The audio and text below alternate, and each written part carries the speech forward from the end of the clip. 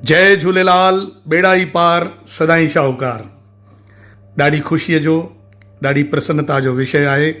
असांजे सतना मध्य प्रदेश में राष्ट्रीय अध्यक्ष पूज्य बाबा खिमयादास साहिब जे सानिध्य में 3 ॾींहंनि जो अखिल भारतीय सिंधु संत समाज जो विराट सम्मेलन थी रहियो आहे।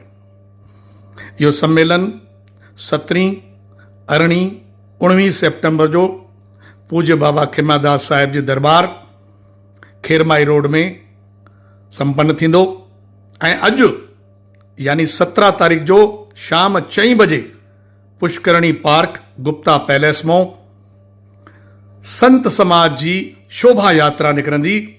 तव्हां सोचो केॾो त आनंद ईंदो। चवंदा आहिनि जिते जिते संतनि जा पेर पवंदा आहिनि उहा भूमि भी धन्य थी वेंदी आहे ऐं उन भूमीअ ते कॾहिं कोई बि दुख न ईंदो आहे। त अॼु असांखे मौक़ो आहे, सभ खां वधीक संत पूज्य संत शोभा यात्रा में निकिरंदा। असां संतनि जो दर्शन कयूं। संतनि जो दर्शन ॼण देवताउनि जो दर्शन। संतनि जो दर्शन कयूं, आरती उतारियूं ऐं पुष्प वर्षा कयूं ऐं पुण्य लाभ कमायूं। अॼु शाम जो 4 बजे माताऊं, भेनरूं, भाउर, वॾा नंढा सभई संतनि जो दर्शन कयो।